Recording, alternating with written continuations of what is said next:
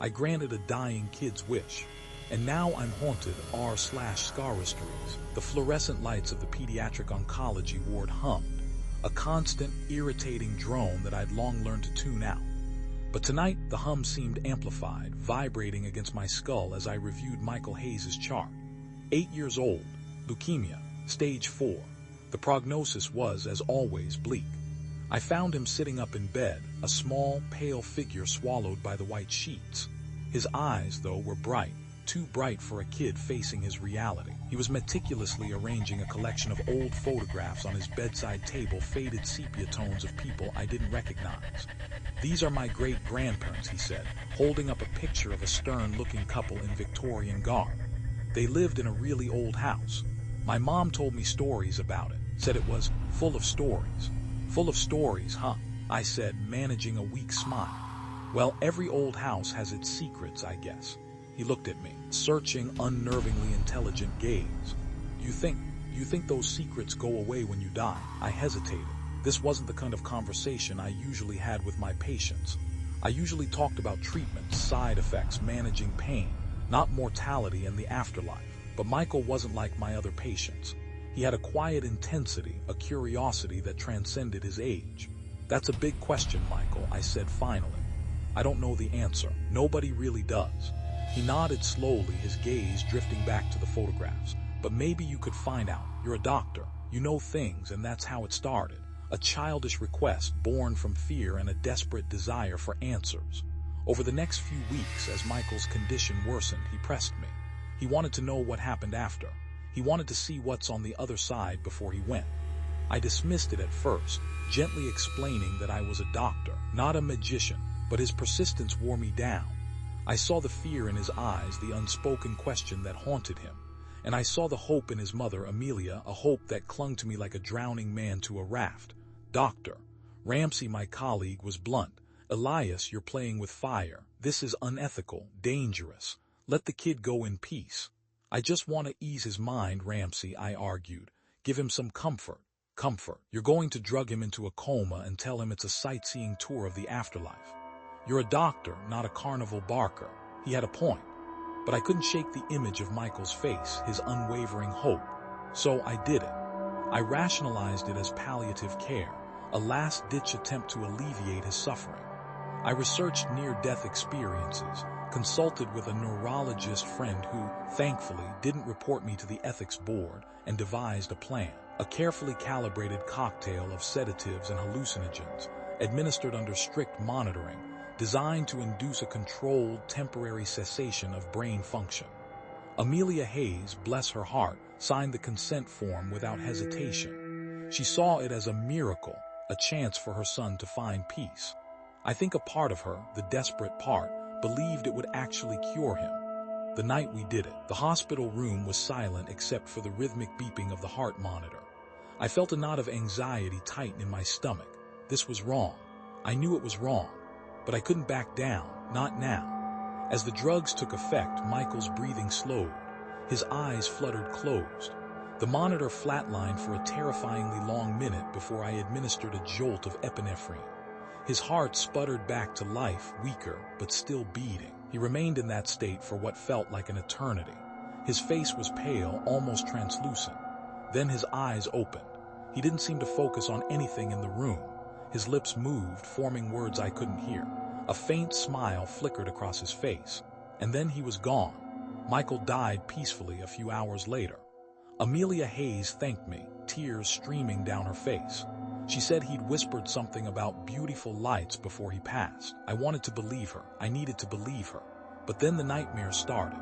Vivid, disturbing dreams where Michael's voice, distorted and unnatural, echoed in my head. "You opened the door." I brought something back. At first I dismissed them as grief-induced stress. But then the other things started happening. Strange noises in my house at night, footsteps on the stairs when I was alone, objects moving on their own, flickering lights, shadows in the periphery of my vision. My house, a rambling Victorian on the outskirts of town, had always felt a little off, but now it felt actively hostile. The temperature would drop suddenly in certain rooms. The air would thicken, making it hard to breathe. I tried to rationalize it. Old houses settle. Wiring is faulty. My mind was playing tricks on me. But then the phenomena started to escalate. I saw fleeting glimpses of a dark figure lurking in the shadows. I heard whispers that sounded like Michael's voice, but wrong, twisted. One night I woke up to find my bedroom door wide open.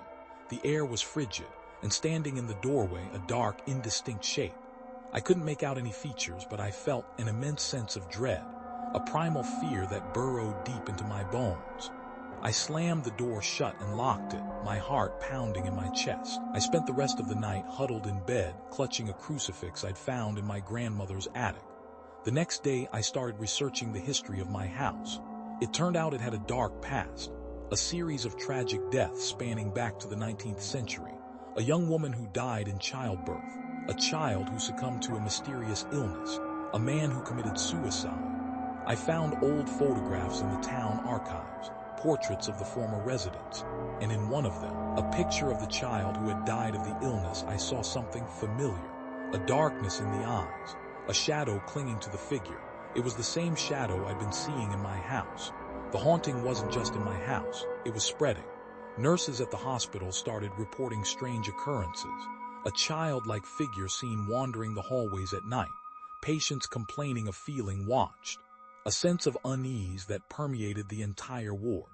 Sister Agnes, a kind, elderly nun who volunteered at the hospital, approached me one day, her eyes filled with concern.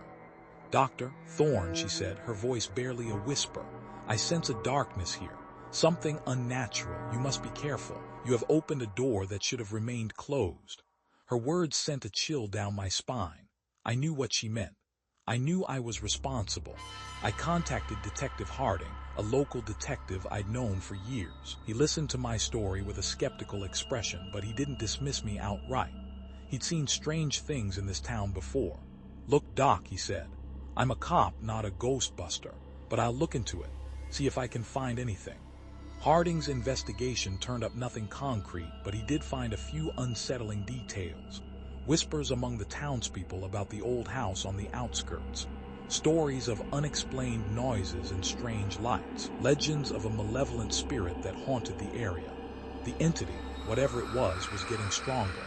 The attacks became more frequent, more intense. I experienced vivid hallucinations. I felt icy hands reaching for me in the dark. I heard Michael's distorted voice taunting me, telling me I was going to pay for what I'd done. I realized that Michael's wish hadn't just allowed him to see what's on the other side. It had brought something back with it, something dark and malevolent, drawn to the vulnerability of the dying child and now seeking to possess me. I was running out of time.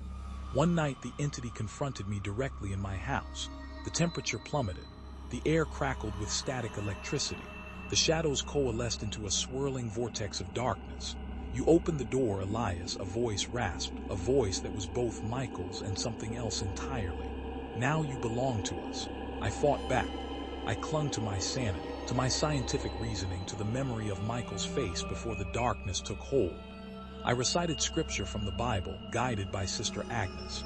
I burned sage and scattered salt, desperate to ward off the evil that was consuming me. The battle raged for hours. I was pushed to my physical and mental limits. The entity taunted me, showed me visions of my past failures, my deepest fears. It almost broke me. But then I remembered Michael, the real Michael, the curious, innocent boy who just wanted to know what lay beyond. And I found a spark of strength within myself. With the help of Sister Agnes and Detective Harding, who arrived just in time, armed with holy water and a healthy dose of skepticism, I managed to weaken the entity. We performed a ritual, an improvised exorcism that combined scientific principles with ancient religious practices. The entity screamed, a piercing, unearthly sound that shattered the windows and shook the foundation of the house. And then it was gone. The strange occurrences ceased. The hospital returned to normal. Mrs. Hayes, though still grieving, sent me a heartfelt letter, thanking me for bringing peace to her son. I sold my Victorian house and moved into a smaller, more modern apartment. I tried to rebuild my life, to put the past behind me, but I knew I would never be the same. One night, a few months later, I received a phone call from Detective Harding. He'd been digging into the history of my old house, trying to find some rational explanation for what had happened. "Doc," he said, his voice somber, "I found something. Something you need to know. He told me about a series of unsolved disappearances in the town, dating back decades, people who had vanished without a trace, leaving behind no clues. He'd found a connection between them. They had all lived in or near my old house. And then he said the words that sent a chill down my spine. We found a hidden room in the basement. A room that wasn't on any of the blueprints. It looked like a shrine. There were symbols carved into the walls, symbols I've never seen before. He paused, and we found something else. A small, antique music box. When we opened it, it played a melody that sounded familiar. He hummed a few bars over the phone. It was the lullaby I used to sing to Michael before he went to sleep. I hung up the phone, my hand shaking. I knew what that meant. The entity wasn't entirely banished. It was still out there, waiting. I tried to tell myself it was just a coincidence, a random occurrence, but I couldn't shake the feeling that something was wrong. I lay in bed that night, unable to sleep. The apartment was quiet, too quiet. The silence was deafening, and then I heard it. A faint whisper, barely audible. It seemed to be coming from inside my head. "You opened the door, Elias." It was the same distorted voice I'd heard in my nightmares, the voice of Michael and something else, something dark and malevolent. "And we're not finished with you yet."